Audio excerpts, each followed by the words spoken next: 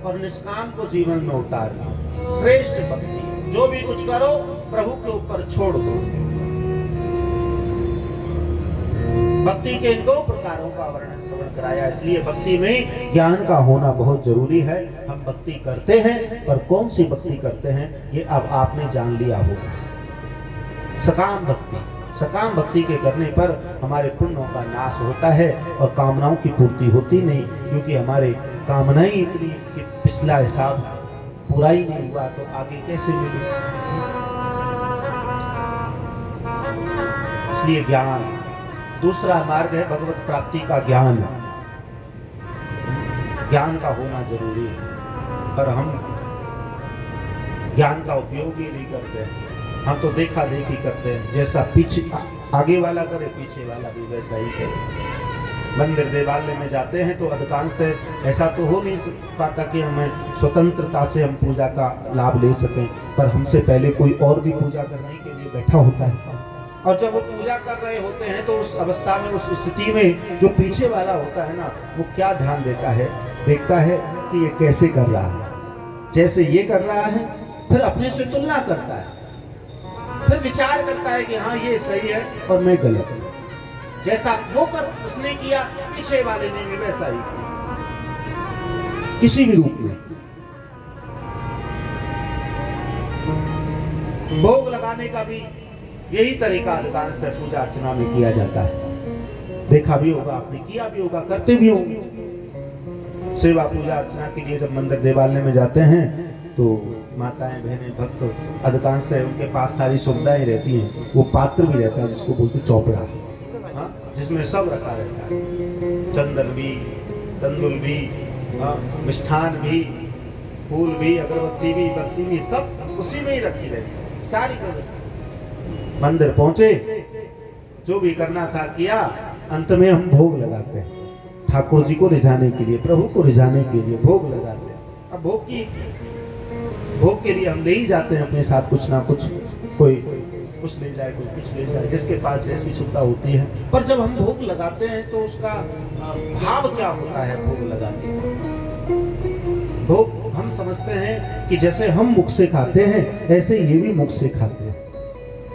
तो थोड़ा टुकड़ा लिया और गणेश जी के पास गए, पहले उनकी सूंड पे चिपका दिया, खा लेंगे। आगे गए, अब हनुमान जी के मुंह पे चिपका दिया, खा लेंगे। और आगे गए, शिवलिंग के ऊपर चिपका दिया, खा लेंगे। जितनी भी प्रतिमाएं मंदिर में होती हैं वो सारा धीरे धीरे थोड़ा थोड़ा टुकड़ा सब प्रतिमाओं के मुंह पर चिपका देते हैं, लगा देते हैं। समझते हैं कि भोग लग गया, तसल्ली मिल जाती है, भोग लग गया हमारा। पर हमने जो ऐसा किया, क्या ये सही है? क्या यही तरीका है भोग लगाने का? क्या ऐसे ही भोग लगता है? पर हम करते हैं ऐसा। हम करके तो चले गए, पर उसका परिणाम क्या हुआ? ऐसा करने के पश्चात में थोड़ी देर बाद क्या होता है सभी जानते हैं, जहां मीठा होगा वहां कीड़ियां आएंगी। और जब वो कीड़ियां आती हैं तो फिर वो खाने के लिए उनके प्रतिमाओं पर चढ़ती हैं। कोई गणेश जी की सूंड पे चले, कोई हनुमान जी के मुंह पे, कोई कहीं। सोचा कि भगवान प्रसन्न होंगे, पर यहाँ भगवान देख रहे हैं कि अच्छा निराला भक्त आया, मेरे ऊपर चींटी चढ़ाने की और व्यवस्था कर गया। हाँ, अब भगवान छटपटा रहे, प्रभु छटपटा रहे, क्योंकि कीड़ियां शरीर पे चढ़ रही हैं। स्वयं बर्दाश्त कर सकते हैं, फिर भगवान को क्यों? भगवान प्रभु की तो सेवा स्वयं जैसे हम चाहते हैं वैसे ही भगवान को भी लाड़ लड़ाना चाहिए, स्नेह करना चाहिए। तो क्या ऐसे भगवान प्रसन्न होंगे और रुष्ट हो जाएंगे? तो ये ज्ञान की कमी होती है जो हम ऐसा करते हैं। इसलिए भक्ति में ज्ञान का होना जरूरी है। इतना तो हमें ज्ञान हो कि सही तरीका क्या है भोग लगाने का। आरती करते हैं तो आरती करते करते करते करते बीच में ही आरती ले लेते हैं, बाद में नंबर आए नहीं आए, जबकि आरती पूरी हुई नहीं, पहले ही ले ली। पीछे वाले ने देखा उसने ले ली तो तू क्यों चूक रहा है, वो भी ले ले। और दो लोगों ने और देखा, अरे ये भी ले रहे तो फिर तुम क्यों पीछे, तो वो भी। धीरे धीरे 1 से 2, 2 से 10, 10 से 20 और सब लेने लगे। पर कोई ये नहीं समझने वाला कि अभी आरती तो हुई नहीं और पहले ही। क्या ये सही तरीका है आरती का? आरती जब पूर्ण हो जाती है तब ठंडी करके भगवान को अर्पण की जाती है, तब स्वयं को लेनी चाहिए। पर हम तो जैसा मन भाता है वैसा करते हैं। इसलिए भक्ति में ज्ञान का होना बहुत जरूरी है। भक्ति करो तो ऐसी जिसमें का हमें पूर्ण ज्ञान हो। ज्यादा हमें भक्ति में आवश्यकता भी नहीं है। ज्ञान इतना ही बहुत कि हाँ जो हम कर्म कर रहे हैं वो सही है या गलत, बस इतना हमें ज्ञान होना चाहिए कि जो हमारा कर्म है, जो हम कर रहे हैं, नित्य कर्म में जो अपना रहे हैं वो सही है या गलत, इतना ज्ञान होना चाहिए। और आगे ज्यादा ज्ञान के चक्कर में पड़ना भी नहीं चाहिए, नहीं तो फिर उद्धव जैसी स्थिति हो जाती है। हाँ? तो ज्ञान दूसरा मार्ग है भगवत प्राप्ति का। तो भक्ति के पश्चात ज्ञान का होना जरूरी है। भक्ति करो तो उसमें इतना ज्ञान होना चाहिए कि सही है या गलत। साधन करके भक्ति को पा सकते हैं और सत्संग के द्वारा ज्ञान को पा सकते हैं। तो ये भक्ति के ही पुत्र हैं ज्ञान और वैराग्य, और यही 3 मूल मार्ग हैं भगवत प्राप्ति के। यही 3 मूल मार्ग। तो भक्ति मां है और ज्ञान वैराग्य उनके पुत्र हैं। इन तीनों का समन्वय होना बहुत जरूरी है। मां के बिना पुत्र नहीं रह सकते और पुत्रों के बिना मां नहीं रह सकती। भक्ति के साथ साथ ज्ञान का और ज्ञान के साथ साथ वैराग्य का होना बहुत जरूरी है। चलो हमने भक्ति को पा लिया पर ज्ञान नहीं है, तो बिन ज्ञान के वो भक्ति अंधी है।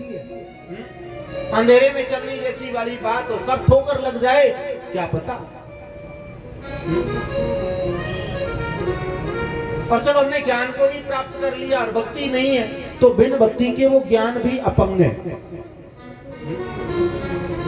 इसलिए तीनों का साथ साथ होना जरूरी है, भक्ति के साथ ज्ञान का और ज्ञान के साथ वैराग्य का।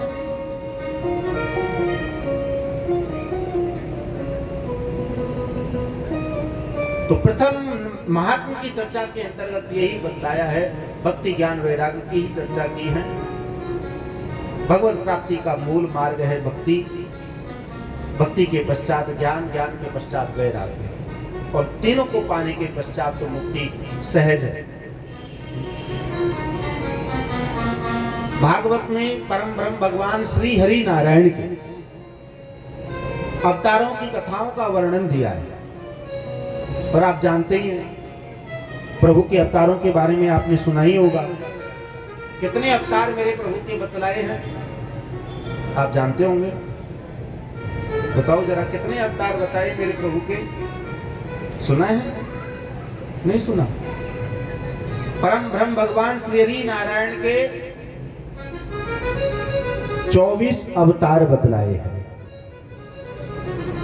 और भागवत में इन 24 अवतारों की कथाओं का वर्णन विस्तार से दिया है। एक एक अवतार की कथा भागवत में दी है। इतने अवतार मेरे प्रभु के 24, चारों युगों में। कलयुग के अंतर्गत 2 अवतार मेरे प्रभु के बतलाए हैं। और इन 24 अवतारों में से पूरे हो गए या कोई शेष है? 23 अवतार मेरे प्रभु के पूरे हो चुके, 24वां अवतार शेष है जो कलयुग के अंत में होना है। ये 23वां अवतार कलयुग के आरंभ में हुआ और ये अवतार हुआ बुद्ध अवतार के रूप में। 24वां अवतार शेष है जो कलयुग के अंत में होना है। कहाँ होना है, कब होना है, किस रूप में होना है, ये भी भागवत में स्पष्ट वर्णन दिया है। पर इतने अवतार मेरे प्रभु के हुए, ये सुनकर के सोमकाद ऋषि प्रश्न करने लगे कि इतने अवतार प्रभु ने जो लिए, क्या कारण है प्रभु के अवतारों का? किस हेतु से मेरे प्रभु ने इतने अवतार लिए?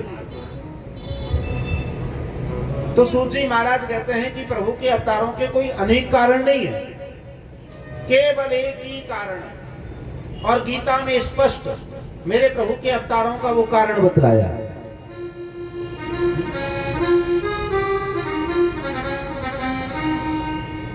यदा यदा हि धर्मस्य ग्लानिर्भवति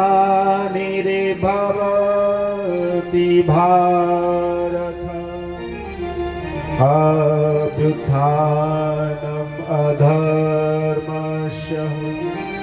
तदात्मानं सृजाम्यहम्। पवित्राणाय साधूनां विनाशाय च दुष्कृतां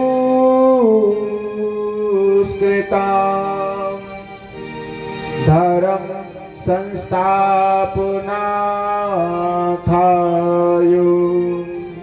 संभवामि युगे युगे। केवल एक यही कारण है मेरे प्रभु के अवतारों का। इसी हेतु से मेरे प्रभु के इतने अवतार हुए। यदा यदा ही धर्मस्य, जब जब धर्म की ग्लानि, भक्ति वार्ता ग्लानि हुई, अभ्युत्थानम् अधर्मस्य, अधर्म बढ़ा, असुर बढ़े, अभिमानी बढ़े। और असुर अधर्मी अभिमानियों के विनाश के लिए मेरे प्रभु ने इस धरा पर अवतार लिया। जब जब साधु संत को ब्राह्मण पृथ्वी अबला इन पर अत्याचार हुआ, तब तब मेरे प्रभु ने इस धरा पर अवतार लिए। केवल एक यही कारण है प्रभु के अवतारों का, जो कि रामचरितमानस के अंतर्गत मेरे प्रभु के अवतारों का ये कारण स्वयं गोस्वामी तुलसीदास जी महाराज ने बड़े भाव से गाया है मेरे भक्तों।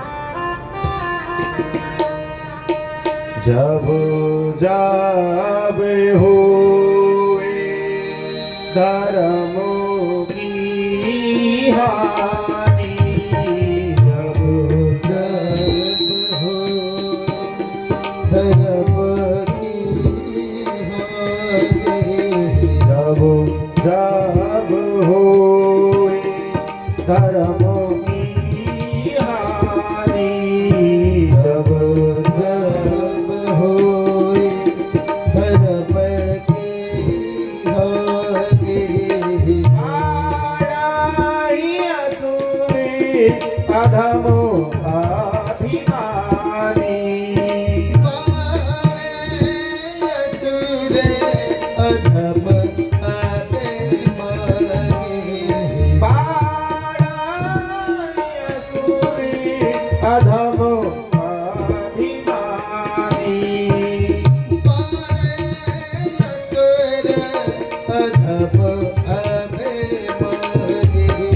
जब जब हो गए धर्म की हानि, जब जब धर्म की हानि हुई, अधर्म बढ़ा, असुर बढ़े, अभिमानी बढ़े। इन असुर अधर्मी अभिमानियों के विनाश के लिए मेरे प्रभु ने इस धरा पर विविध रूप में, अनेक और हर युग में अवतार लिए। केवल यही के तब तब धरे प्रभु विविध शरीरा, तब तब धरे प्रभु विविध शरीरा, तब तब धरे प्रभु विविध शरीरा।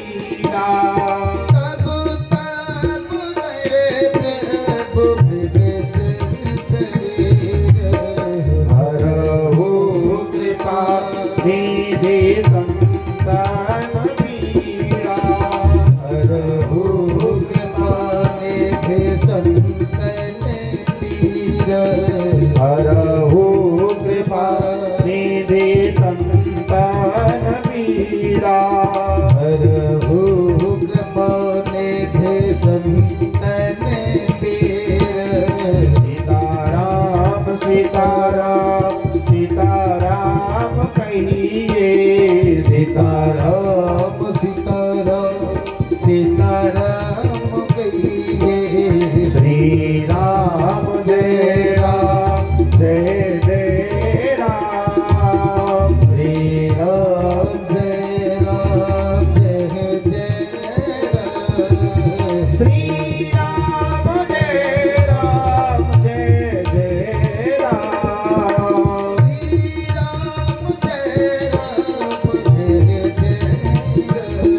राम। श्री राम जय जय राम।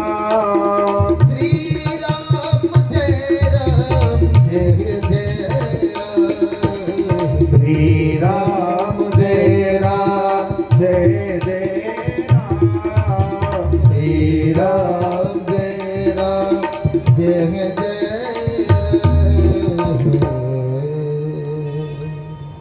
तो केवल एक यही कारण है प्रभु के अवतारों का। जब जब साधु संत वो ब्राह्मण पृथ्वी अबला इन पर अत्याचार हुआ, तब तब मेरे प्रभु ने इस धरा पर लीन मनुज अवतार, मानव रूप में प्रभु ने अवतार धर्म की स्थापना की। केवल धर्म और रक्षति रक्षता, धर्म की रक्षा के लिए मेरे प्रभु ने अवतार लिए।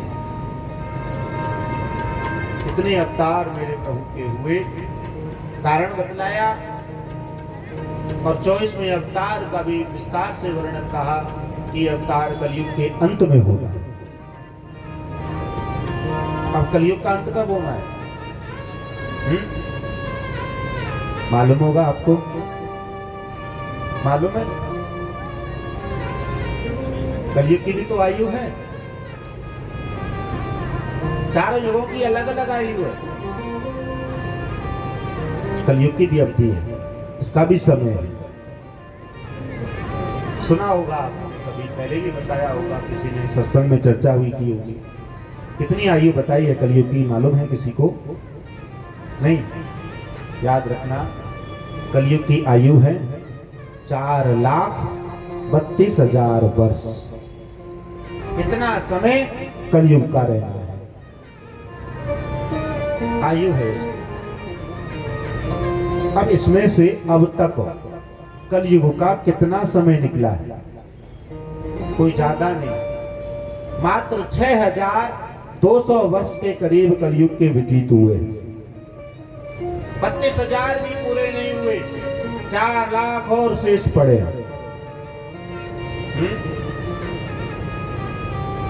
अभी तो कलयुग का आरंभ है। प्रारंभिक स्थिति है कलयुग की। 4 चरणों में कलयुग विभाजित है।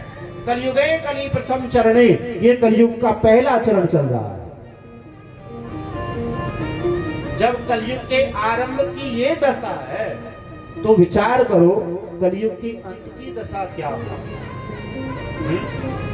जब आरंभ में इतना अधर्म, अत्याचार, पाप बढ़ रहा है, हिंसा बढ़ रही है, राग द्वेष छल कपट दंभ ईर्षा सब बढ़ता जा रहा है, मद्यपान दूध कीड़ा परिस्थिति संग हिंसात्मक प्रवृत्ति बढ़ती जा रही है। जब कलयुग के आरंभ की ये दशा है, तो कलयुग के अंत की दशा तो बड़ी विचित्र हो रही है।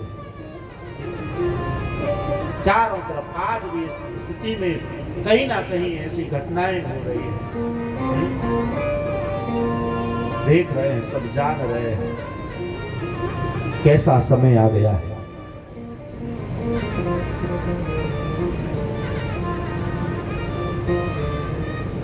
विचार भी करते हैं कि आगे के समय में क्या होगा। देखते देखते जीवन में कितना परिवर्तन हो रहा है। आज से 20 साल 30 साल पहले की क्या बात थी और आज की क्या बात है। आज कैसा समय,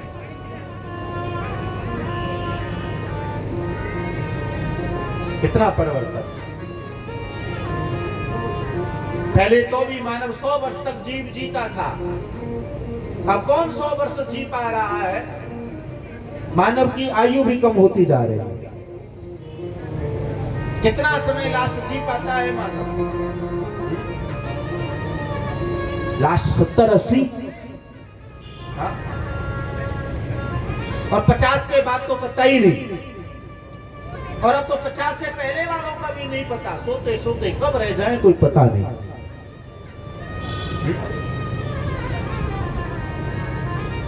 50 के बाद तो वैसे ही डॉक्टर ही कह देता है बेड रेस्ट, अब कुछ नहीं करना। सोचा था बुढ़ापे में भजन करेंगे, पर जब बुढ़ापा आया तो भजन कहाँ होने लगा। वो तो शुरू से आदत डालनी पड़ती है, तो बुढ़ापे में जाके आदत बनती है। पर छोड़ देते, अरे अभी कोई हमारी उम्र है भजन की, आगे देखेंगे। और जब आगे आया तो हाथ पैरों ने काम करना बंद कर दिया। अब कैसे भजन हो, कैसे हाथ में माला टिके, कैसे नाम सुमरण हो, कैसे आदत बदले। अब तो दवाइयों का भजन करना है, हाँ? ध्यान रखना पड़ता है खाने से पहले और खाने के बाद, ये भजन रहता है।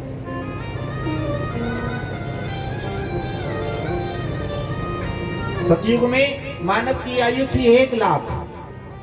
इतना समय जीव जी पाता था, 1 लाख वर्ष। सतयुग गया, त्रेता आ गया, 1 लाख में से 1 शून्य कम हो गई। कितने बचे? 10,000। त्रेता में 10,000 वर्ष जीव जीने लगा। अब त्रेता भी गया, द्वापर आ गया, 1 शून्य और कम हो गए। फिर कितने बचे? 1,000। द्वापर में 1,000 वर्ष जीव जीने लगा। अब द्वापर भी गया, कलयुग आ गया, 1 शून्य और कम हो गई। फिर कितने बचे? 100। कलयुग के आरंभ में तो भी 100 वर्ष जीव जीने लगा, ऐसे ही कलयुग के अंत तक 1 शून्य और कम हो जाएगी। फिर कितने बचे? 10। कलयुग के अंत में मानव की आयु मात्र 10-12 वर्ष की रह जाएगी। इतना ही जीव जी पाया करेगा। जीव की आयु कम होगी, जीव इतना बौना हो जाएगा कि इन बड़ी बड़ी कोठियों में नहीं, बैंगन का पौधा कितना बड़ा होता है, इतना बौना हो जाएगा। सत्यम नास्ति तपम शौचम दया दानम न विद्यते। ना तो सत्य रहेगा, न तप रहेगा, न दया रहेगी, न दान रहेगा। हिंसात्मक प्रवृत्ति जीव की बढ़ती चली जाएगी, धर्म की हानि होगी, अधर्म की वृद्धि होगी। जब ऐसी दशा कलयुग के अंत में होगी कि जीव जीव की हिंसा करेगा, तब परम ब्रह्म भगवान श्री हरि नारायण का इस धरा पर 24वें अवतार के रूप में प्रभु का अवतार होगा। और ये अवतार कहीं और नहीं, ये अवतार मुरादाबाद डिस्ट्रिक्ट के अंतर्गत जो उत्तर प्रदेश में आता है, संबल नामक ग्राम है। संबल नामक ग्राम के अंतर्गत विष्णु दत्त नामक ब्राह्मण के यहाँ निष्कलंक रूप में परम ब्रह्म भगवान श्री नारायण कल की अवतार लेंगे, और कल की अवतार लेकर धर्म की स्थापना करेंगे, अधर्म का विनाश करेंगे। ये प्रभु के 24वें अवतार का वर्णन जो भागवत में स्पष्ट दिया है, निष्कलंक रूप में कल की अवतार। बोलिए कल की भगवान की जय हो। तो इतने अवतार मेरे प्रभु के हुए हैं, केवल धर्म की रक्षा के लिए प्रभु ने अवतार लिए हैं। तो एक एक अवतार की कथा भागवत में दी है। आप विस्तार से इन सब अवतारों की कथाओं का वर्णन श्रवण करोगे, पर यहाँ अवतारों का ये कारण बतलाते हुए मानव जीव के जीवन के 2 मार्गों का वर्णन श्रवण कराया, जिसमें प्रथम मार्ग है धर्म का और दूसरा मार्ग है अधर्म का। धर्म सत्य, नीति, दया, संतोष के मार्ग पर चलने से जीव का जीवन सुखद और कल्याणप्रद होता है। अधर्म, असत्य, अनीति का आचरण करने पर जीवन में दुख और कष्ट आते चले जाते हैं और उस जीव का अंत बिगड़ जाता है। अब ये जीव की इच्छा है कि उसे किस मार्ग पर चलना है, जिस मार्ग पर चलेगा वैसा फल पाएगा, ये निश्चित है। अच्छे का अच्छा और बुरे का बुरा, उसका परिणाम निश्चित है। धर्म अधर्म की ये व्याख्या का वर्णन श्रवण कराते हुए भागवत के प्रथम स्कंद में कौरव और पांडवों की कथा का प्रसंग कहा। जिस प्रसंग के श्रवण करने पर हर जगत के जीव को शिक्षा मिलती है कि धर्म सत्य नीति के मार्ग पर चलने से जीवन में क्या परिणाम होता है, अधर्म सत्य नीति का आचरण करने पर जीवन में क्या परिणाम मिलता है, जानना है तो कौरव और पांडवों की कथा के इस प्रसंग को सुनो। क्योंकि पांडवों के जीवन में धर्म है, सत्य है, नीति है, दया है, संतोष है, और कौरवों में दुर्योधन, जिसके हृदय में पांडवों के प्रति कितनी ईर्ष्या, कितना देश, कितना क्रोध भरा है कि दुर्योधन नहीं चाहता पांडवों को, जिसने अनेकों बार बाल्य अवस्था में ही उन पांडवों को मारने के प्रयत्न किए। लाक्षा गृह में अग्नि के द्वारा उन्हें जलाने का प्रयत्न किया, विष देकर उन्हें मारने का प्रयत्न किया, जबकि होना चाहिए कि हस्तिनापुर का राज्य पांडवों को मिले, पर दुर्योधन ने ऐसा भी ना होने दिया। स्वयं ने हस्तिनापुर का राज्य दिया। पांडवों को क्या मिला? खांडवप्रस्थ का छोटा सा राज्य, पर फिर भी पांडवों ने संतोष धारण किया, कुछ ना कहा और उस खांडवप्रस्थ के राज्य को स्वीकार किया। आराम से रह रहे, प्रसन्नता से रह रहे। पांडवों ने बड़ा अद्भुत महल बनवाया जिसे शीश महल के नाम से जाना जाता है, जिसकी प्रशंसा चारों तरफ होने लगी। दुर्योधन ने भी सुना, बड़ा आश्चर्य हुआ। पर दुर्योधन के हृदय में ईर्ष्या, द्वेष का भाव बढ़ता जा रहा है। दुर्योधन तो कोई ना कोई ऐसी योजना बनाता पांडवों को सताने की, उन्हें मारने की।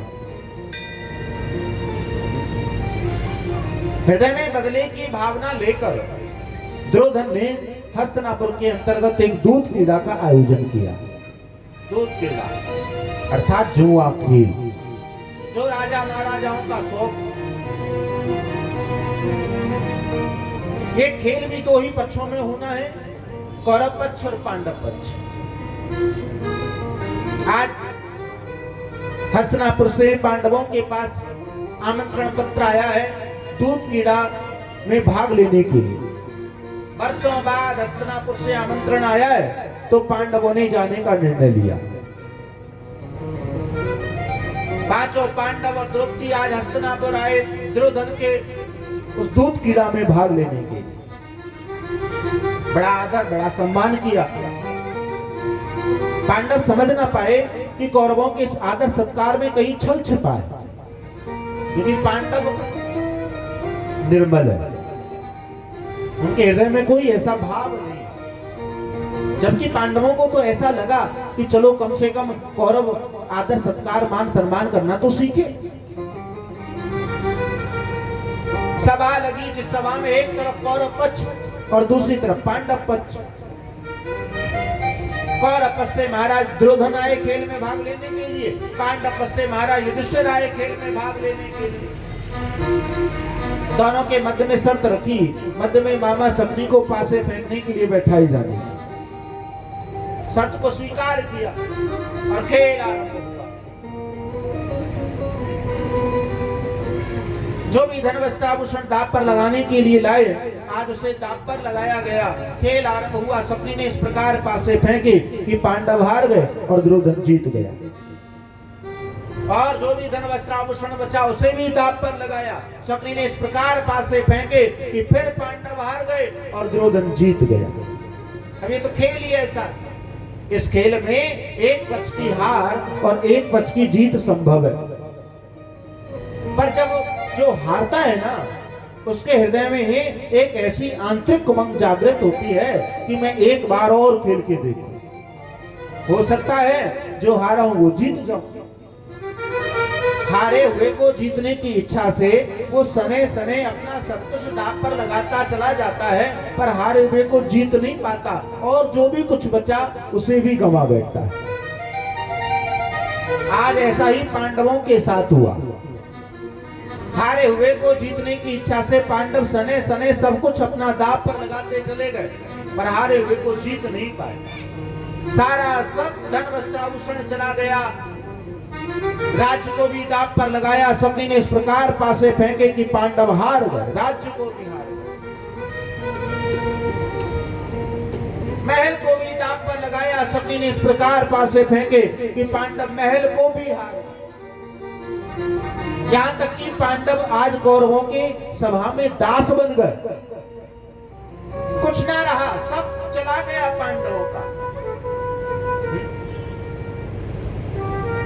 पांचों वीरों की गर्दन नीचे सभा में झुक गई। अब खेले तो खेले कैसे, जो भी था वो सब चला गया। दुर्योधन को अवसर मिला, आकर के युधिष्ठिर को उकसाने लगा, हे युधिष्ठिर, ये खेल है, तुम हारते रहे, मैं जीतता रहा, एक बार और खेल के देखो, हो सकता है कि अब की बार तुम जीत जाओ और मैं हार जाऊं। युधिष्ठिर ने कहा, दुर्योधन, खेलूं तो खेलूं कैसे, क्या है मेरे पास जिसे मैं दांव पर लगाकर खेल सकूं, जो भी था वो सब मैं हार चुका। तब कहा दुर्योधन ने कि युधिष्ठिर, यदि खेलना चाहो तो एक वस्तु और है जिसे तुम दांव पर लगाकर पुनः खेल सकते हो। युधिष्ठिर ने सुना, विचार करने लगे कि ऐसी कौन सी वस्तु है जो मुझे नहीं मालूम और दुर्योधन जाने, पर मैं तो सब कुछ हार चुका हूं। कहा दुर्योधन से, कौन सी वस्तु है वो? तब दुर्योधन ने कहा, हे युधिष्ठिर, वह वस्तु कोई और नहीं, पांचों पांडव पत्नी द्रौपदी। आज जब द्रौपदी को दांव पर लगाने की बात आई तो एक बार मारा युधिष्ठिर पीछे हट गया, कैसे द्रौपदी को दांव पर लगाऊं, असंभव।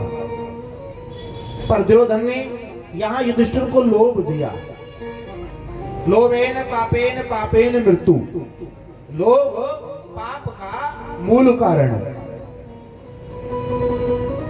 हे युधिष्ठिर, यदि हार गए, जीत गए तो द्रौपदी भी और जो हारा हुआ तुम्हारा राज्य वो भी तुम्हारा हो जाएगा। युधिष्ठिर ने विचार किया, जीत गया तो द्रौपदी भी लौट आएगी, जो हारा हूं वो भी लौट आएगा, भाइयों को कहने का अवसर नहीं मिलेगा। आज ऐसा विचार करके लोभवश युधिष्ठिर ने द्रौपदी को दांव पर लगाने का निर्णय कर लिया। और जब द्रौपदी को दांव पर लगाने का निर्णय लिया गया तो चारों तरफ सभा में सन्नाटा छा गया। सब राजे महाराजे आश्चर्य में पड़ गए कि आज हस्तिनापुर के अंतर्गत एक ऐसा खेल खेला जा रहा है जिसमें स्त्री को, नारी को दांव पर लगाया गया। ये कैसा खेल हस्तिनापुर में खेला जा रहा है? यही तो दुर्योधन चाहता था। आज उसके हृदय में बदले की भावना है और इस बदले की भावना से ये सब योजना दुर्योधन ने बनाई। द्रौपदी को दांव पर लगाया गया, खेल आरंभ हुआ। आज फिर सबने ने इस प्रकार पासे फेंके कि पांडव फिर हार गए और दुर्योधन जीत गए। आज पांडव द्रौपदी को भी हार गए और द्रौपदी के हार जाने के कारण पांचों पांडवों की गर्दन नीचे सभा में झुक गई। पांचों वीरों के नेत्रों से नीर बहने लगा, रोने लगे। जितना दुख उन्हें अपने राज्य और महल के हार जाने का नहीं हुआ, जितना दुख पांडवों को द्रौपदी के हार जाने का हुआ।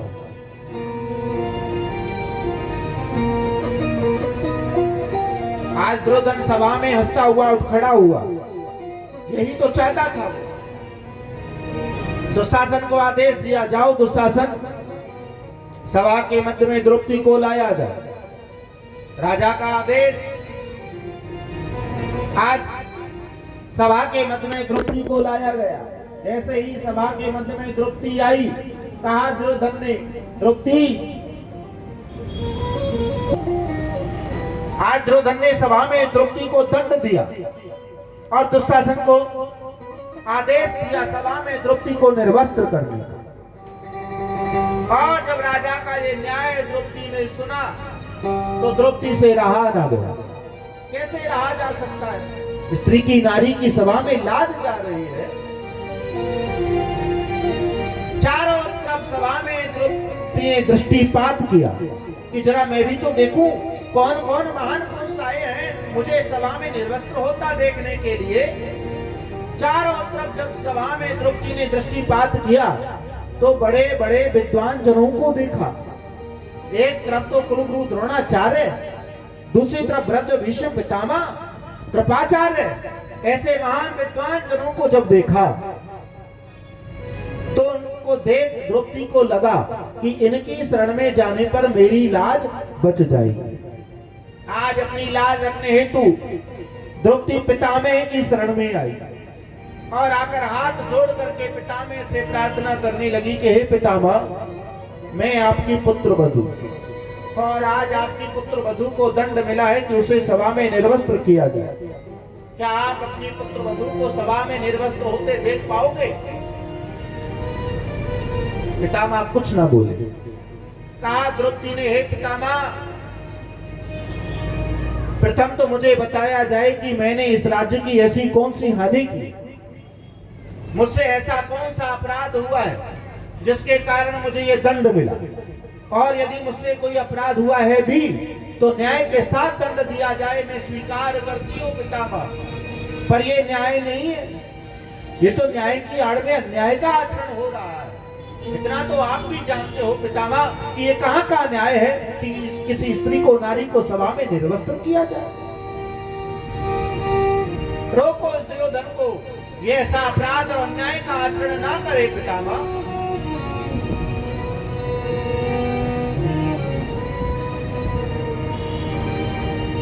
आज द्रौपदी के इन वचनों को सुनकर के भी पितामह कुछ ना बोले। अपनी गर्दन पितामह ने नीचे सभा में झुका ली, और जब पितामह कुछ ना बोले तो द्रौपदी ने कहा, बस पितामह, अपनी पुत्र वधू के सन्मुख नतमस्तक होने की आवश्यकता नहीं है। जान गई मैं आपकी असमर्थता को, तो क्यों ना आप दुर्योधन का साथ दोगे, क्योंकि आपने भी तो उस अधर्म के अन्न को खाया है। इस अधर्म के अन्न को खा खा करके आज तुम्हारी बुद्धि कुंठित हो गई पितामह, जो आप धर्म और अधर्म की पहचान नहीं कर पा रहे हो। इसका प्रायश्चित तो आपको करना होगा। इतना कहे द्रौपदी सभा के मध्य में आकर के खड़ी हो गई और दुशासन द्रौपदी को निर्वस्त्र करने के लिए आने लगा। और जब लगा द्रौपदी को कि कोई ऐसा नहीं जो मेरी लाज बचा सके, तो अपनी लाज रखने हेतु द्रौपदी को अपने भाई श्याम की याद आई, और वहीं सभा में खड़ी होकर के अपनी लाज रखने के लिए द्रौपदी ने आज अपने भाई श्याम को पुकारा है। बड़े भाव से आज उनकी आर्त पुकार की है। भरी सभा में सुनो दुशासन, और इसको सबक सिखा दो। निर्वस्त्र कर से पंचाली को जांग पे मेरी बिठा दो। दुर्योधन का आदेश सुनकर द्रौपदी कांप उठी और पुकार उठी अपने भाई श्याम को, कन्हैया कन्हैया कन्हैया, पार लगा दो मेरी नैया। कन्हैया पार लगा दो मेरी नैया। गैया फेरे खड़ी कसाई, तुम मेरे को बचैया। बीच सभा में बहन पुकारी, कहा मेरे भैया रे। कन्हैया है पहल दो मेरी नैया। पार लगा दो मेरी नैया, पार लगा दो मेरी नैया। पार लगा दो मेरी नैया।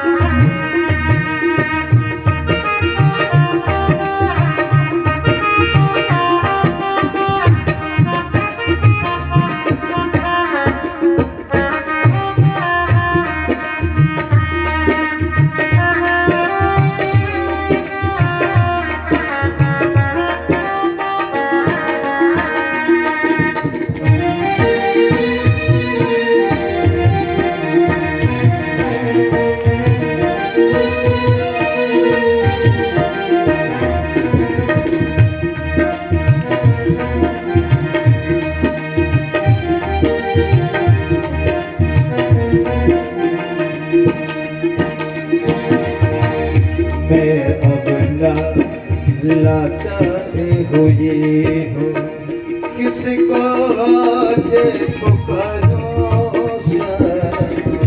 मेरा सहारा तू है मोहनी, रसता तेरा निहारो। देख रहे हैं सभी तमाशा, शर्मीले ना आई, आज गई तो लाज मेरी तो लाज तुम्हारी जाए रे भैया।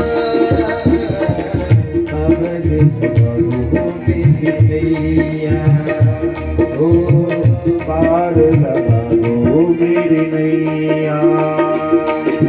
भैया मेरे खड़े कसाई तुम मेरे कौन बचैया, बीच सभा में बहने पुकारे कहाँ मेरे भैया रे भैया रे पार लगा दो मेरी नैया। ओ पार लगा दो मेरी नैया। ओ पार लगा दो मेरी नैया।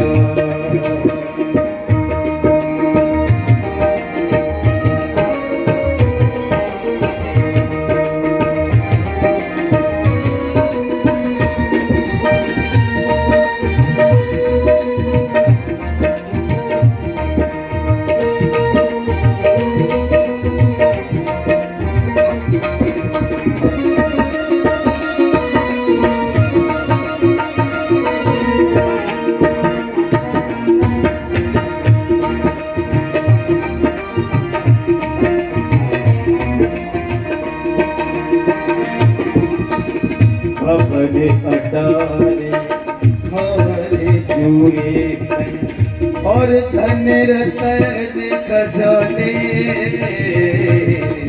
बड़ी महला की शान उतर गई, चित नहीं दीवाने। पास बचाना है अंत में सब कुछ पती गई है मारी, दाव लगाती पांच पति ने जुए में अपनी नारी रे गलिया हो काबर मेरी नैया। ओ पार लगा दो मेरी नैया। भैया घेरे खड़ी कसाई तुम मेरे कौन बचैया, बीच सभा में बहन पुकारे कहाँ मेरे भैया रे भैया रे पार लगा दो मेरी नैया। पार लगा दो मेरी नैया।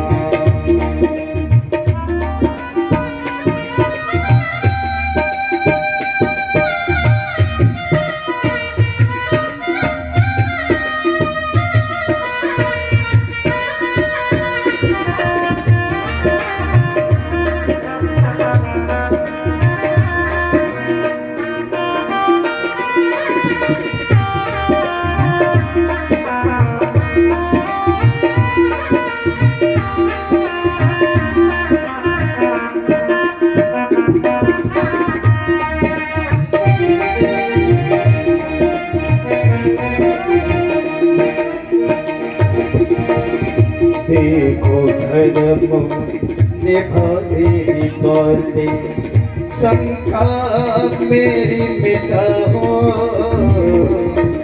सदियों से क्यों नारी पर ही होता जुल्म बताओ।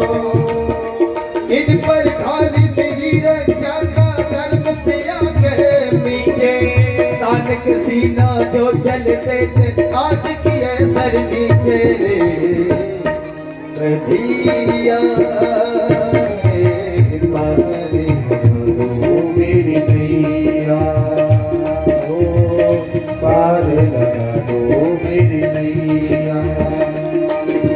भैया मेरे खड़ी कसाई तुम मेरे कौन बचैया, बीच सभा में बहन पुकारे कहाँ मेरे भैया रे भैया रे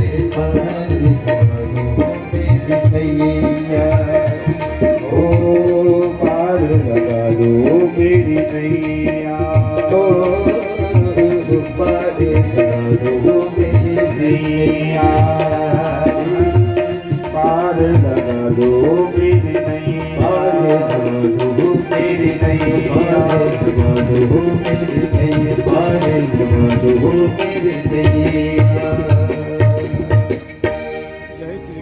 भाव से आज अपनी लाज अपने हेतु द्रौपदी ने मेरे प्रभु गोविंद को पुकारा, अपने भाई श्याम को पुकारा। ये टेर और यहाँ द्रौपदी की इस आठ पुकार को सुनो। मेरे प्रभु दौड़े चले आए और सभा में गुप्त रूप में प्रकट हो गए। आज दुशासन द्रौपदी की साड़ी को खींचने लगा और मेरे प्रभु द्रौपदी की साड़ी को बढ़ाने लगा। दुशासन साड़ी खींचता रहा और मेरे प्रभु साड़ी बढ़ाते रहे। सभा में ढेर लग गया साड़ी का, पर अंत नहीं आया। सब राजे महाराजे आश्चर्य में पड़ गए, इतनी बड़ी साड़ी द्रौपदी के पास कहां से आई? साड़ी है कि नारी है? नारी है कि साड़ी है? साड़ी की ही नारी है कि नारी की ही साड़ी? कौन है ये? पूरा जगत आश्चर्य में पड़ गया। और दुशासन साड़ी खींचता रहा और मेरे प्रभु साड़ी बढ़ाते गए। ढेर लग गया सभा में। जिस दुशासन में 10,000 हाथियों का बल था ना, आज उस दुशासन का बल थक गया साड़ी खींचते खींचते, पर साड़ी का अंत नहीं आया।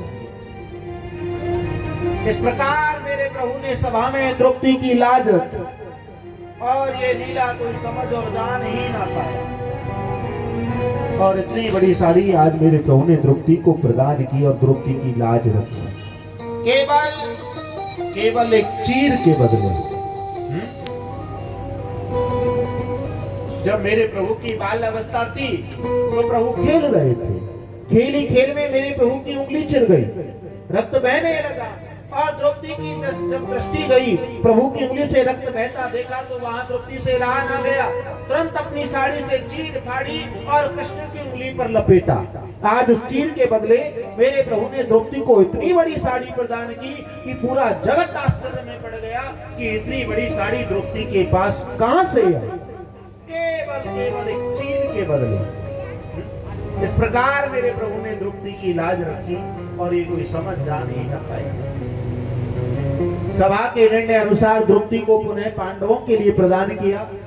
राज्य महल तो अपना सब कुछ पांडव हार चुके हैं, दुर्योधन ने उस पर अपना अधिकार जमा लिया और सभा ने आज पांडवों को 12 वर्ष का वनवास और 1 वर्ष का अज्ञातवास और दिया, जिसे पांडवों ने स्वीकार किया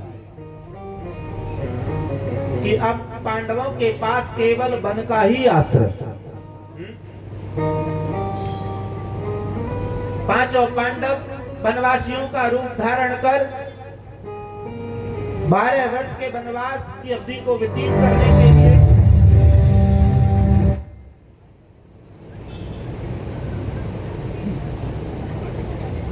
भैया डर गए हम तो। बोलो जय श्री कृष्ण, जोर से बोलो जय श्री कृष्ण। राधे राधे जय श्री श्याम। ऊपर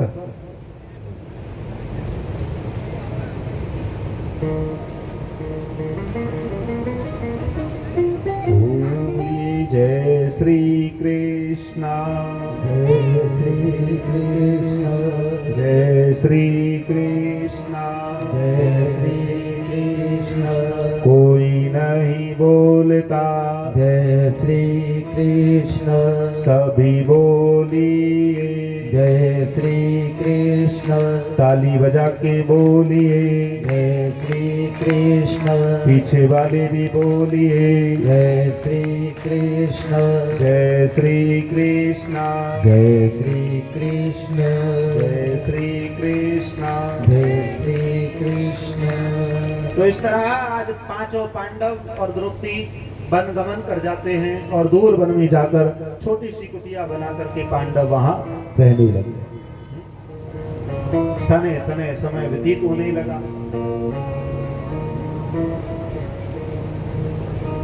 कुछ माह व्यतीत हुए ही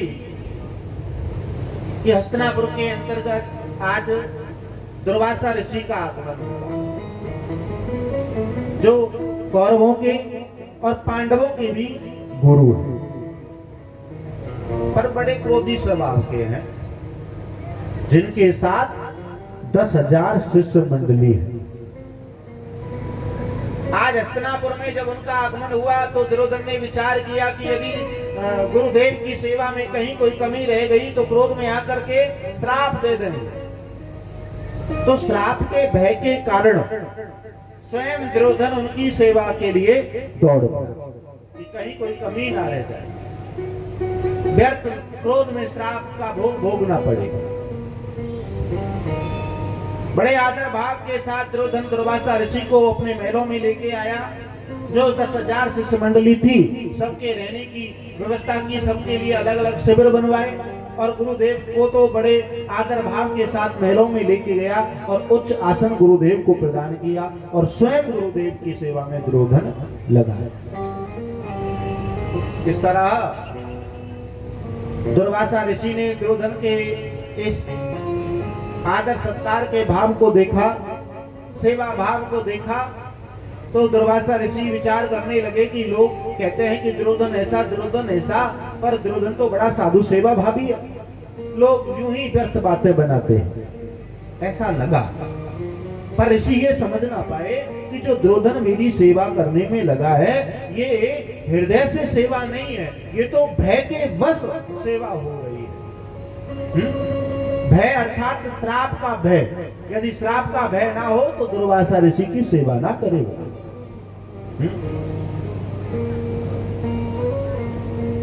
तो स्वयं दुर्योधन की सेवा में लगा है, सबके खाने पीने की सब अच्छे ढंग से व्यवस्था की है। बड़े आनंदता के साथ में गुरुदेव दुर्योधन के साथ हस्तिनापुर महलों में रहने लगे और सने सने समय व्यतीत होने लगा। 6 माह तक दुर्वासा ऋषि दुर्योधन के यहाँ रहे और 6 माह तक दुर्योधन ने बड़े अच्छे ढंग से उनकी बड़ी सेवा की। अब दुर्वासा ऋषि कहने लगे कि अब मैं जाना चाहता हूँ।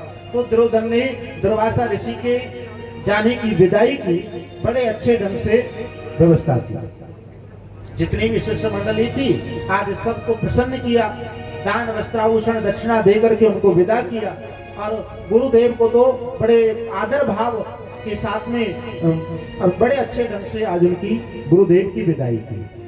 अब दुर्योधन के इस विदाई समारोह को देख करके दुर्वासा ऋषि बड़े प्रसन्न हुए और कहने लगे, दुर्योधन मैं तेरी सेवा से बड़ा प्रसन्न हूँ, मांग तू क्या मांगना चाहता है, जो मांगेगा सो दूंगा, मांग ले। अब दुर्योधन विचार करने लगा कि क्या मांगू, ऐसा मांगू कि मुझे कुछ ना करना पड़े और पांडवों का नाश हो जाए, ऐसा।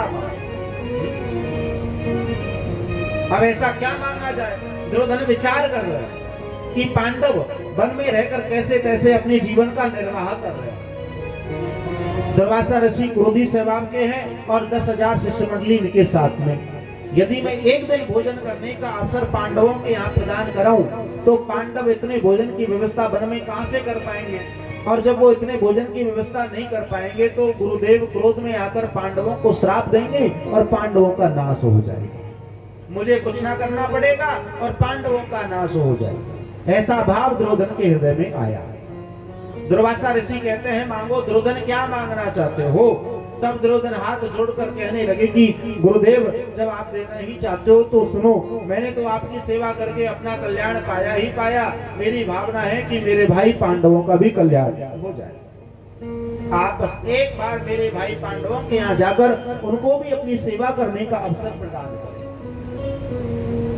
ये सुनकर के दुर्वासा ऋषि कहने लगे, अरे दुर्योधन, तू तो बड़ा परोपकारी है, मेरी सेवा करके अपना कल्याण पाया ही पाया, अपने भाइयों का भी कल्याण कराना चाहता है। जा तथास्तु, तेरी इच्छा भी पूरी होगी। ऐसा कहे दुर्वासा ऋषि अपने शिष्य मंडली को साथ लेकर निकल पड़े। अब उस वन में प्रवेश किया जहाँ पांडव रह रहे थे। थोड़ी दूर निकले ही कि पांडवों ने छोटी सी कुटिया बनाई हुई, उस कुटिया के द्वार पर महाराज युधिष्ठिर खड़े हैं और युधिष्ठिर ने दूर से गुरुदेव के आगमन को देखा और जब गुरुदेव के आगमन को देखा तो युधिष्ठिर दौड़ पड़े और आकर के साष्टांग दंडवत गुरुदेव को किया। गुरुदेव ने युधिष्ठिर को उठा लिया और कहने लगे, हे युधिष्ठिर, वन के मार्ग में विचरण करते करते अब हम थक चुके, गंगा स्नान कर भोजन प्रसाद ग्रहण कर फिर थोड़ी देर विश्राम करके आगे वन में जाना चाहते हैं। 10,000 शिष्य मंडली मेरे साथ में, हो सके तो तुम भोजन व्यवस्था कर दो। गुरुदेव ने जब ऐसा कहा तो युधिष्ठिर ने हाथ जोड़ करके सहर्ष स्वीकार किया कि गुरुदेव आप चिंता ना करो, मैं अपनी ओर से आपको निमंत्रण देता हूँ कि आज आपका भोजन हमारे यहाँ, आप स्नान करके आओ, मैं आपके भोजन की तैयारी करता हूँ, आप हमारे यहाँ करके भोजन प्रसाद ग्रहण करना। इस तरह युधिष्ठिर ने अपनी तरफ से गुरुदेव को निमंत्रण दिया। गुरुदेव तो गंगा स्नान करने के लिए चले गए और इधर युधिष्ठिर दौड़े दौड़े आए और आकर द्रौपदी से पूछने लगे, द्रौपदी क्या तूने भोजन कर लिए? द्रौपदी ने कहा, हाँ स्वामी मैंने भोजन कर लिए। इतना सुना तो युधिष्ठिर चिंतित हो। देखा द्रौपदी ने कि मेरे भोजन कर लेने पर स्वामी को किस बात की चिंता? बोली, स्वामी क्या बात है, मेरे भोजन करने पर आप किस बात के लिए चिंतित हो? तो युधिष्ठिर कहने लगे, देवी दुर्वासा ऋषि आए, गुरुदेव आए, 10,000 शिष्य मंडली है उनके साथ, मैंने उन्हें निमंत्रण दिया है, वो गंगा स्नान करने के लिए गए हैं, आते ही होंगे। सोचा था कि अभी तूने भोजन नहीं किया, सबको भोजन करा दूंगा, पर अब तुमने तो भोजन कर लिए देवी, मैं कैसे उन्हें भोजन कराऊं? अब यहाँ ऐसा कौन सा रहस्य छिपा है कि द्रौपदी भोजन ना करे, उससे पूर्व चाहे तो वो उन सबको भोजन करा सकते हैं, और यदि द्रौपदी भोजन कर ले तो वो उन्हें भोजन नहीं करा सकते, क्योंकि इस बात को युधिष्ठिर जानते हैं कि द्रौपदी के पास सूर्य देव की दी हुई एक ऐसी बटलोई है, एक ऐसा पात्र है कि यदि द्रौपदी भोजन ना करे, उससे पूर्व चाहे तो पूरे संसार को, पूरी दुनिया को द्रौपदी भोजन करा सकती है। और यदि द्रौपदी भोजन कर ले तो फिर उस पात्र से कुछ भी प्राप्त नहीं होने वाले। आज द्रौपदी ने भोजन कर लिए, अब मैं कैसे उन्हें भोजन कराऊं, इस बात के लिए चिंतित है। द्रौपदी ने सुना तो द्रौपदी भी चिंतित हुई। युधिष्ठिर ने विचार किया कि अब जो भी होगा गुरुदेव से क्षमा याचना कर ली जाएगी, जो भी कंदमूल फल है वो सब लाकर के गुरुदेव के सन्मुख रख दूंगा, हाथ जोड़ करके क्षमा याचना कर लूंगा। ऐसा विचार करके युधिष्ठिर तो चले गए वन में कंदमूल फल लेने के लिए, पर यहाँ द्रौपदी चिंतित हुई। द्रौपदी जानती है कि पांडवों को व्यर्थ ऋषि का श्राप लगे, ऐसा होना नहीं चाहिए, और गुरुदेव के श्राप से बचाने के लिए यहाँ द्रौपदी ने अपने भाई गोविंद को याद किया। नेत्र बंद करके मानसिक रूप से जब द्रौपदी ने भगवान श्री कृष्ण को याद किया तो द्रौपदी की ये मानसिक पुकार मेरे प्रभु ने सुनी। नेत्र बंद किए हुए थी और मानसिक पुकार द्रौपदी की अंदर चल रही थी। इतने में भगवान श्री कृष्ण वहां प्रकट हुए। जैसे ही द्रौपदी के सन्मुख गोविंद प्रकट हुए तो मेरे प्रभु कहने लगे, द्रौपदी अपने नेत्र खोलो, मैं आ चुका हूं। और जैसे ही द्रौपदी ने नेत्र खोले तो सन्मुख गोविंद को देखा, और जब गोविंद को देखा तो द्रौपदी मुस्कुराने लगी, प्रभु के दर्शन करने लगी। पर द्रौपदी बोले उससे पहले मेरे प्रभु बोल उठे, सुन द्रौपदी, मैं तेरी बात में सुनूंगा, पहले मेरी सुनो। मुझे बहुत जोर से भूख लगी है द्रौपदी, कुछ खाने के लिए लाओ। द्रौपदी बोली, प्रभु बात ही सारी भोजन के ऊपर अटकी है, कहां से लाऊं? प्रभु ने कहा, द्रौपदी मैंने कहा ना, मैं तेरी बात में सुनूंगा, पहले मेरी सुन। जा अपनी बटलोई को लेके आ, दिखा मुझे। द्रौपदी ने कहा, मैंने उसे अच्छी तरह से साफ करके रखा है, उससे कुछ भी प्राप्त नहीं होने वाला। गोविंद ने कहा, लाकर दिखा मुझे। द्रौपदी गई और उस बटलोई को लेके आई, लाकर कृष्ण के हाथ में थमा दिए। लो, देखा मेरे प्रभु ने उस पात्र में तो एक साग का पत्ता लगा हुआ। प्रभु ने बाहर निकाला और दिखाया द्रौपदी को, देख द्रौपदी, तू तो कह रही थी कि मैंने अच्छी तरह से साफ करके रखा है, अब ये सब कहां से आया? द्रौपदी बोली, मैं ये सब नहीं जानती है कहां से आया, ये सब तेरी लीला है, मैंने तो अच्छी तरह से साफ करके रखा था, कहां से आया ये तू जान। भगवान श्री कृष्ण ने उसके दो भाग किए और विश्वोति मरणम मंत्र के द्वारा भगवान श्री कृष्ण उसका पान कर गए, और उस मंत्र के प्रभाव से जितने भी जगत में जीव थे ना, आज सबकी तृप्ति हो गई, सबके पेट भर चुके, किसी भी जगत के जीव को आज भूख ना सताई, मेरे सबकी तृप्ति हो गई। इधर गंगा में स्नान कर रहे दुर्वासा ऋषि भी डकार लेने तृप्ति हो गई सब। और इधर मेरे प्रभु ने भीम को बुलाया और कहा, भीम जाकर कहना दुर्वासा ऋषि से कि भोजन प्रसाद तैयार है, आकर के ग्रहण करें। भीम बोले, प्रभु क्यों हमारी हंसी उड़वा रहे हो, क्यों हमारी मजाक उड़ा रहे हो? चूल्हा जला भी नहीं और भोजन प्रसाद तैयार है, क्यों प्रभु, क्यों हमारी हंसी उड़ाने पे तुले हो? प्रभु बोले, भीम एक बात बता, जब बातों से ही काम चल जाएगा तो बनाने की क्या आवश्यकता?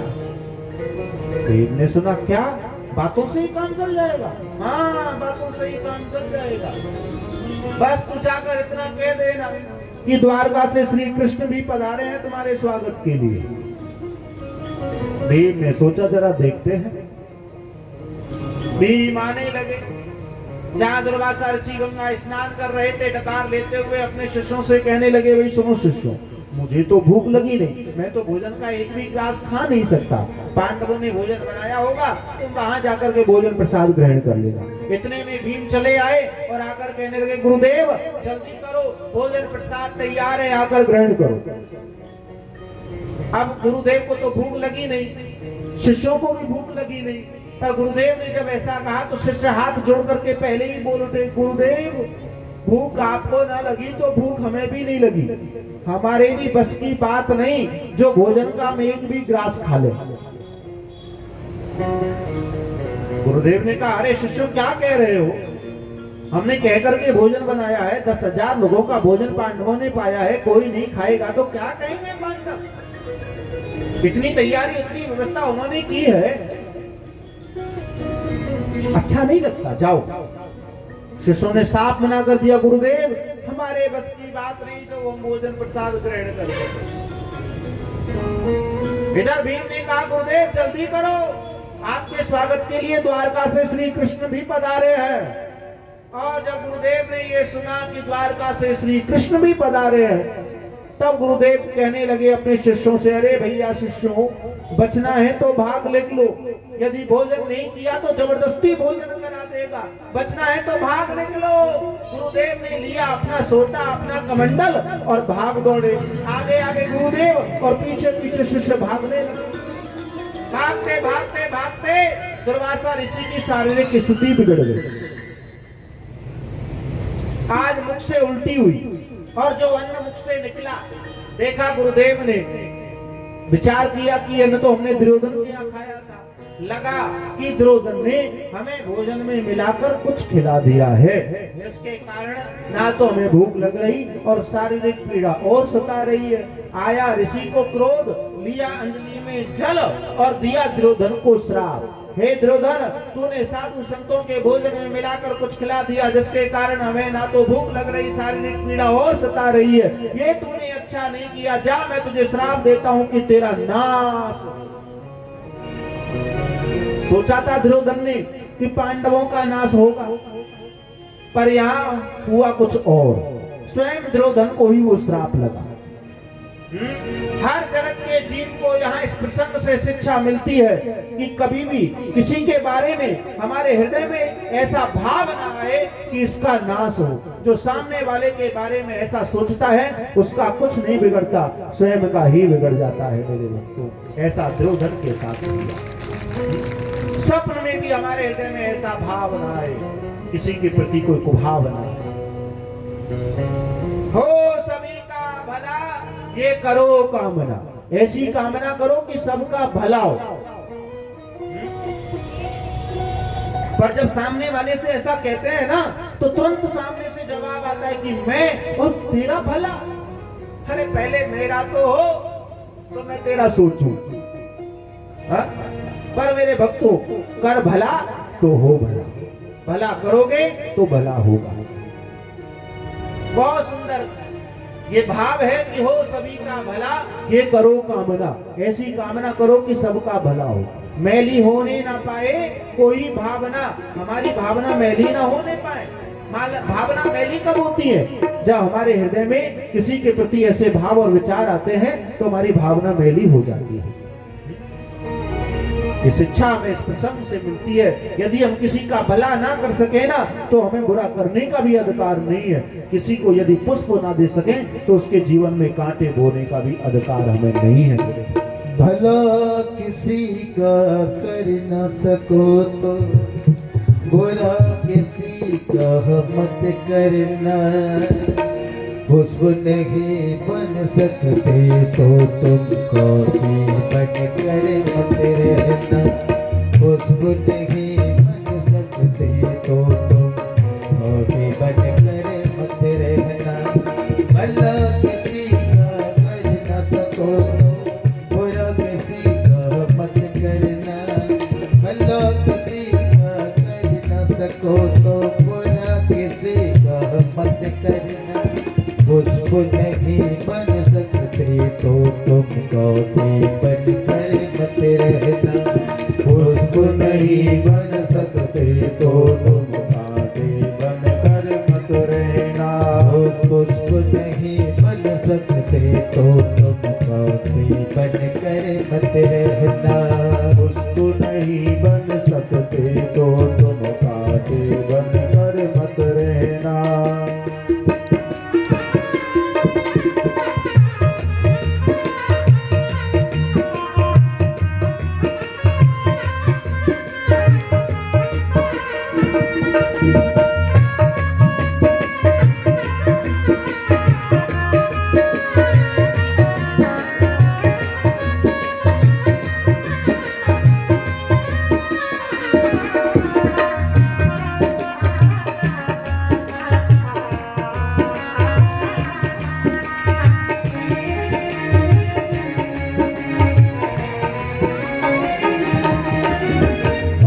सको भगवान अगर तुम कम से कम इंसान बनो। नहीं कभी शैतान बनो तुम, नहीं कभी हैवान बनो।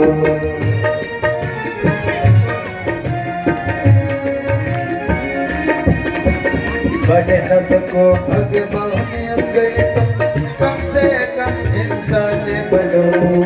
नहीं कभी शैतान बनो तुम, नहीं कभी हैवान बनो। सदाचार अपना न सको तो पापों में पग मत धरना।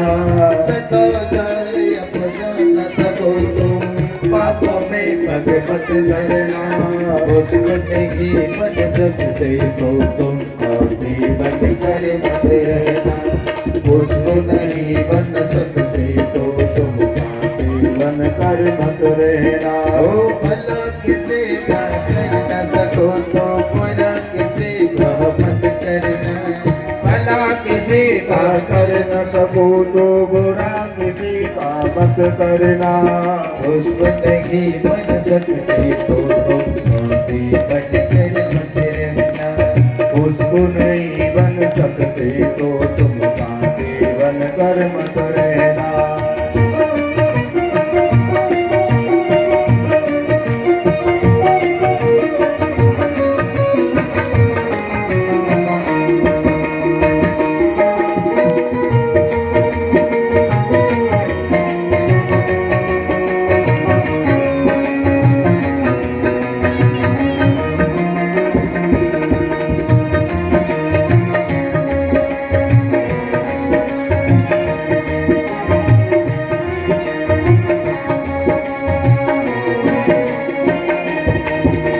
सत्य वचन न बोल सको तो झूठ कभी भी मत बोलो।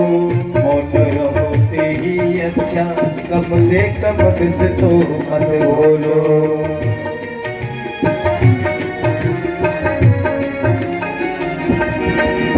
सत्य वचन न बोल सको तो झूठ कभी भी मत बोलो। मौन रहो तो ही अच्छा, कम से कम बिस तो मत बोलो। बोलो यदि पहले तुम तोलो, फिर तुमको बोला करना। बोलो यदि पहले तुम तोलो फिर मुंह को बोला करना। पुष्प नहीं बन सकते तो तुम कांटे बन कर रहना। खुशबू नहीं बन सकते तो तुम कांटे बन कर मत रहना। ओ भला किसी का कर न सको तो बुरा किसी का मत करना। भला किसी का कर न सको तो बुरा किसी का मत करना। उसको नहीं बन सकते तो तुम कांटे बन कर मत रहना। उसको नहीं बन सकते तो तुम कांटे बन कर मत रहना। उसको नहीं बन सकते तो तुम कांटे बन कर मत रहना। उसको नहीं बन सकते तो तुम कांटे बन कर मत रहना। उसको नहीं बन सकते तो तुम कांटे बन कर मत रहना।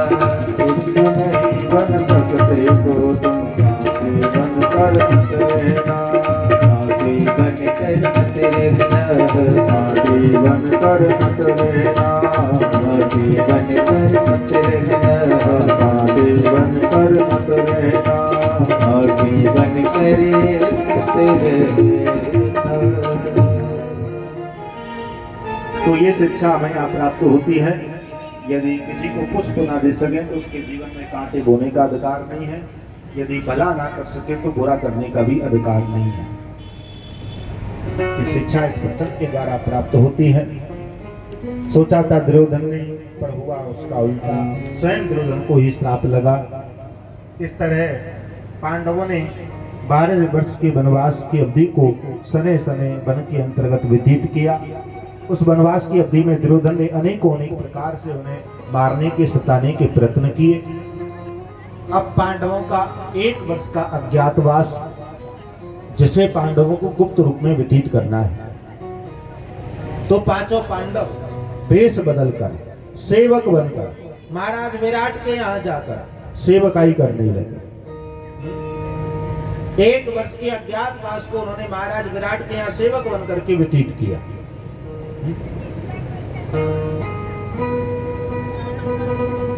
और जब अज्ञातवास पूर्ण हुआ तो महाराज विराट को मालूम हुआ कि जो हमारे यहाँ सेवक बनकर के आए हैं ये कोई सेवक नहीं, ये तो कोई राजपुरुष है। तब पांडवों ने अपनी स्थिति से महाराज विराट को अवगत कराया और अपना परिचय दिया। यहाँ पांडवों का साथ दिया महाराज विराट ने। वनवास की अवधि पूर्ण हो गई, फिर भी पांडव वन में रह रहे हैं। ये देख आज भगवान श्री कृष्ण पांडवों के पास आए और आकर कहने लगे कि हे पांडवों, यदि तुम्हारी इच्छा हो तो मैं जाकर हस्तिनापुर दुर्योधन को समझाऊं। ज्यादा नहीं तो कम से कम 5 गांव वो तुम्हें दे दे, ताकि उसमें रहकर तुम अपने जीवन का निर्वाह पालन पोषण अच्छे ढंग से कर सको। तो पांडवों ने प्रभु इच्छा में अपनी इच्छा को मिला दिया कि हे गोविंद, जैसी आपकी इच्छा, हमें सब स्वीकार है। तो भगवान श्री कृष्ण पांडवों की तरफ से शांति दूत बनकर के हस्तिनापुर आए। और जब हस्तिनापुर भगवान श्री कृष्ण का आगमन हुआ तो धृतराष्ट्र ने देखा सुना तो आज उनका बड़ा भव्य स्वागत किया। अकस्मात दुर्योधन ने कृष्ण का हस्तिनापुर आने का समाचार सुना तो दुर्योधन भी दौड़े चले आए और कृष्ण का बड़ा भव्य स्वागत किया।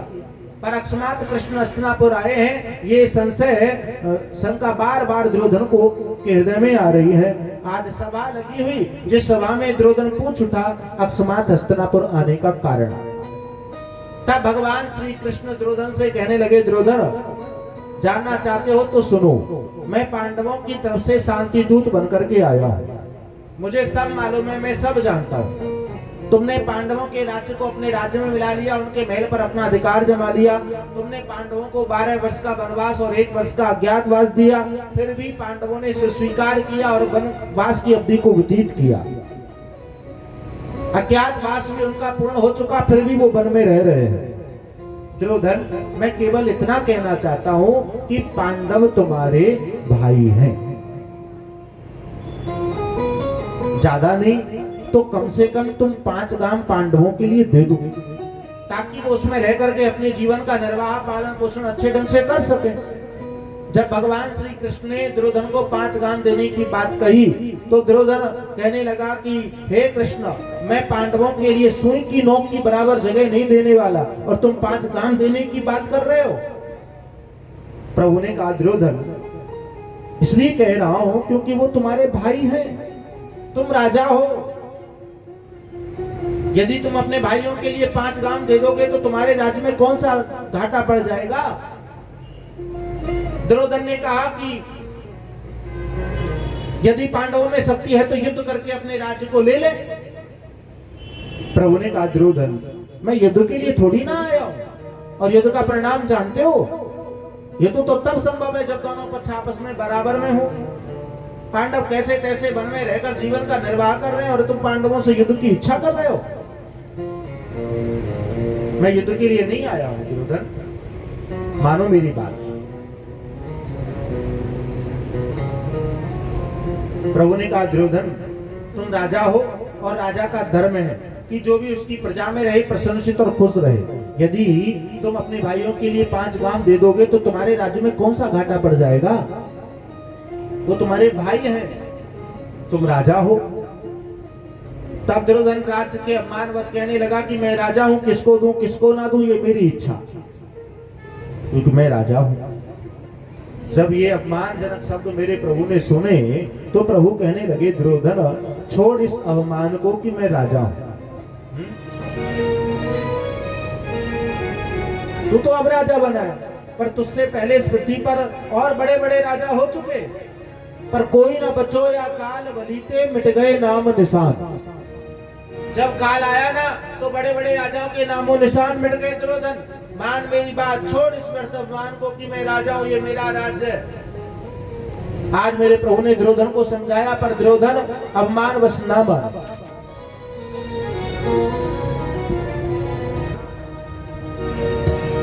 मत कर तू अभिमान रे बंदे, तेरी सन रे। मत कर तू अभिमान, मत कर तू अभिमान रे बंदे, झूठे तेरे सन रे। मत कर तू अभिमान, मत कर तू अभिमान बंदे, मत कर तू अभिमान बंदे, झूठे तेरे सन रे। मत कर तू अभिमान।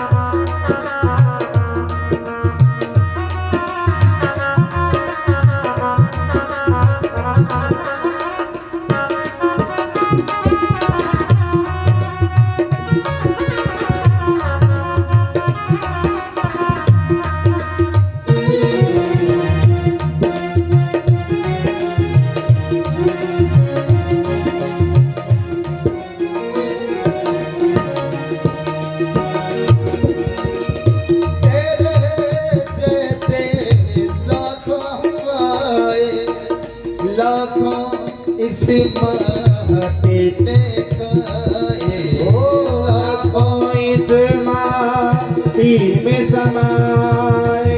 तेरे जैसे लाखों आए, लाखों इस माटी में समाए।